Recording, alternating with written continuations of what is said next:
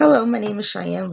I'm an Indiana State University nursing student, and I'd like to talk to you today about childhood obesity being a medical epidemic across the United States. I'd like to also mention there is a pre and post test if you would like to participate. Some learning objectives. What is considered obese? What are the effects of obesity on a child's health? What are some causes of childhood obesity? How can we prevent childhood obesity? How does healthcare manage childhood obesity? What is the epidemiology of childhood obesity? What does the research say about childhood obesity?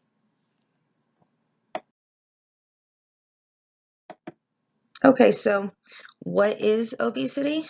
Obesity is not just being overweight or quote unquote fat. It's a global epidemic that has serious health, social, and economic consequences. Some economic consequences would be like increased healthcare rates.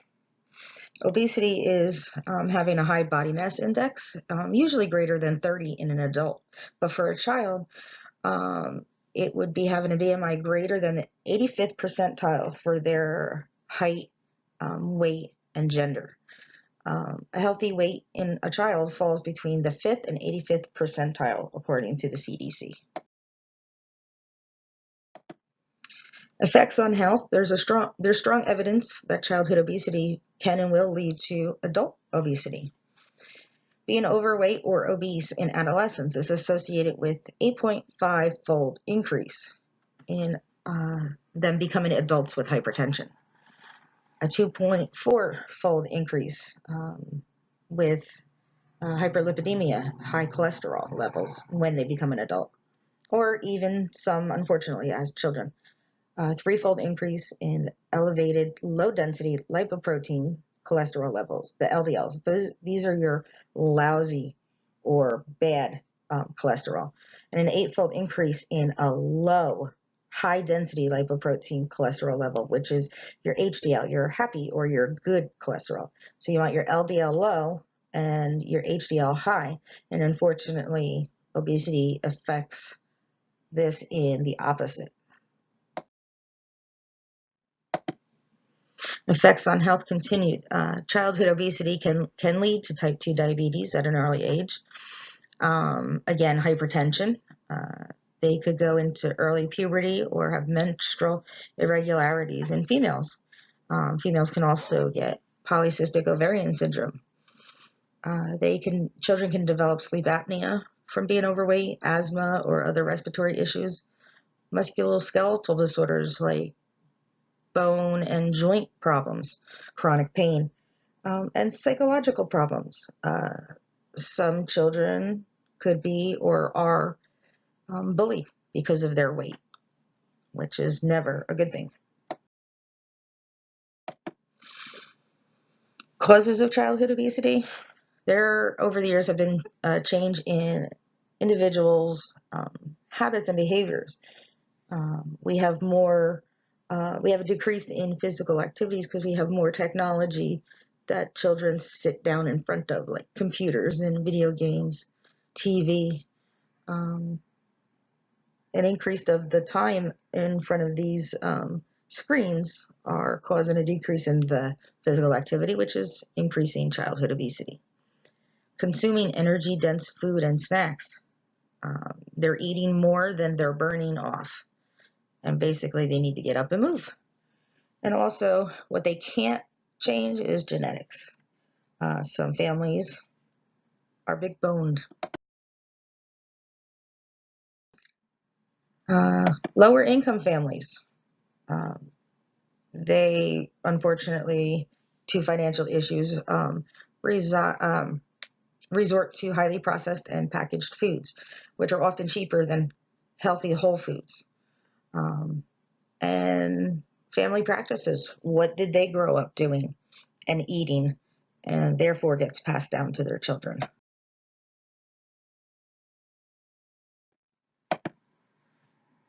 Prevention. Prevention is key to success in controlling obesity. There are 3 levels or kinds of prevention. Primordial prevention. It's basically keeping a healthy weight and BMI throughout your childhood and teen years. Primary prevention, preventing overweight children from becoming obese, from taking that next step. And secondary prevention would be treating the obesity once it happens to reduce comorbidities or health issues as a result of the obesity, and if possible, to reverse the obesity in the child.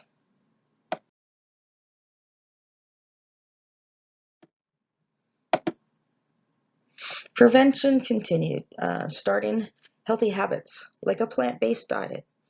Plant-based diets are very healthy, can fill you up, and if you do your research, you can save some money, like going to a U-Picket farm.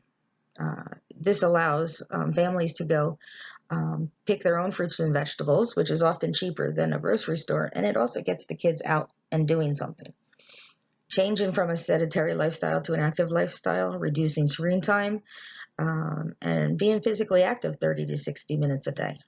Make it a family event. Do something together outside. Behavioral changes. You basically want to help the child replace bad habits with good ones.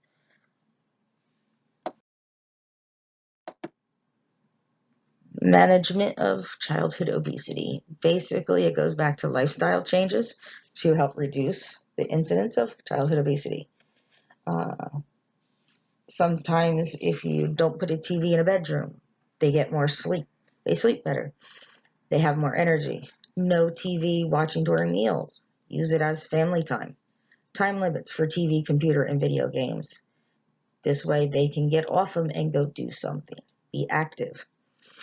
Medications and surgeries are not always used for children. Unfortunately, they are options and usually left for adults or severe cases. Epidemiology. This graph shows trends in obesity amongst children and adolescents in the United States. And the years are from 1963 to 2008. It shows a prevalence of childhood obesity decreases with every increased level of education. Children in lower income families have a higher prevalence of obesity, like I had said before. Children in the United States, this chart is regarding children between the ages of 2 and 19. Okay, and this chart I got from the CDC. It's a body mass index for age percentiles for boys from 2 to 20 years old. This example here is for a 10-year-old boy. If a 10-year-old boy has a BMI of 23, he would be considered in the 95th percentile or greater, which is considered obese. If he had a BMI of 21, he would be in the overweight category, and that's between 85th to less than 95th percentile. But if he has a BMI of 18, he would be considered healthy, at a healthy weight, and that's between the 5th percentile and 85th percentile. Below the 5th percentile, the child would be considered underweight.